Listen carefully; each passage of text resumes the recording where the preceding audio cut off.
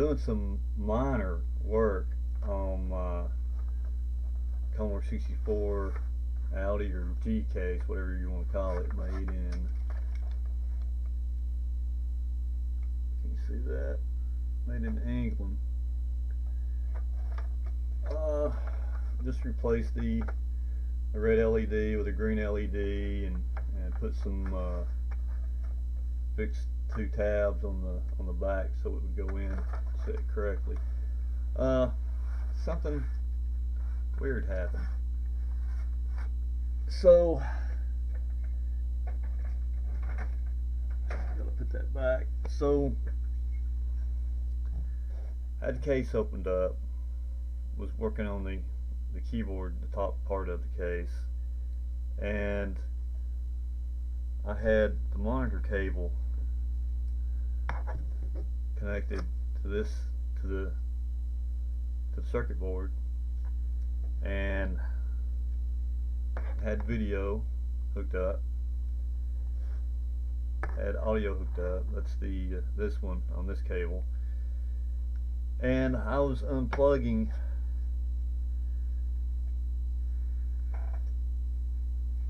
my hot glue gun, and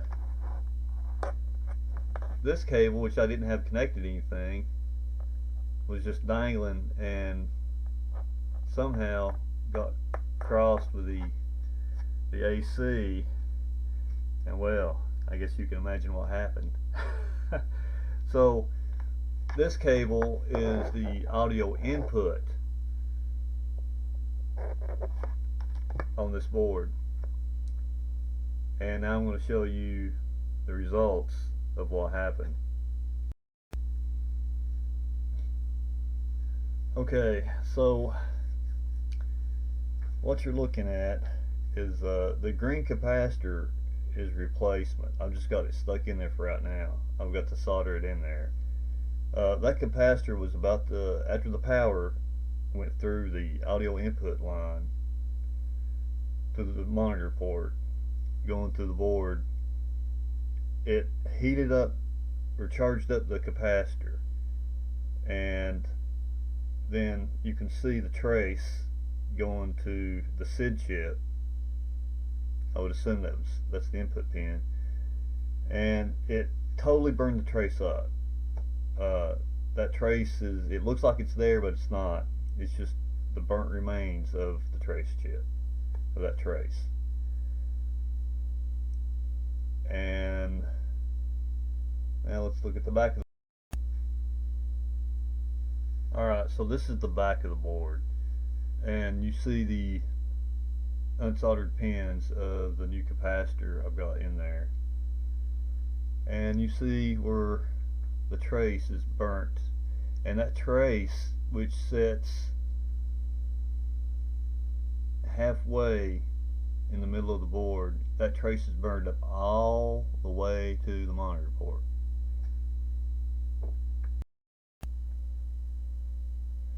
So from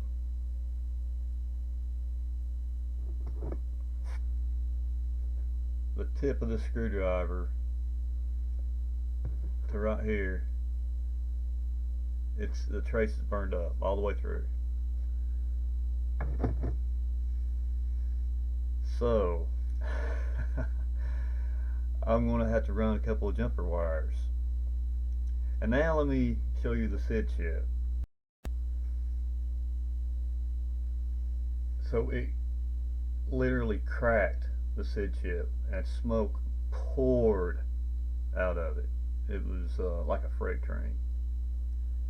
There on top it's cracked. Now I'm going to show another shot from the side of it.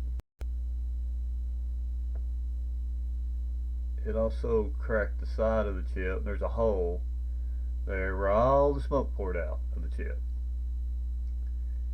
Yeah.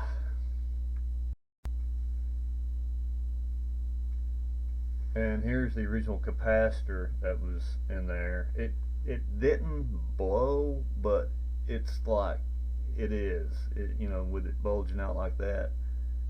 So it held long enough to pass the current to the SID chip, and it fried all the traces, not all the traces on the board, but from what I can see, it fried two traces, one on top of the board and the one on the bottom.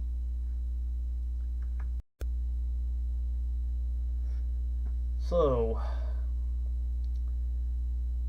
did I learn anything from this? I think I did. I need better cable management. and working on this stuff, it's real easy to fry one of these boards. Super easy if you're not careful.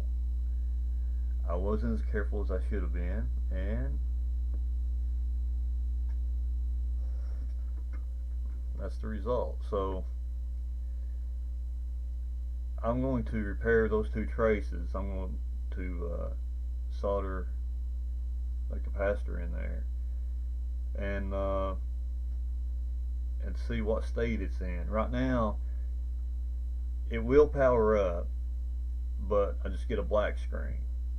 So I'm hoping nothing else is blown on it, but I won't know that until I fix those two traces and replace that capacitor. I'll try it like that, and then I think I've got a couple other 64s, three I think, that I can swap the SID chip, and because I'm unsure if the SID chip would have anything to do with the display. I don't think it does, but we'll see. There may be some kind of line going in there that's that it needs to go through for some reason. So, oh well, just gotta keep on trucking. For more content, you can visit www.scottyanimation.com. There's a lot more stuff on there.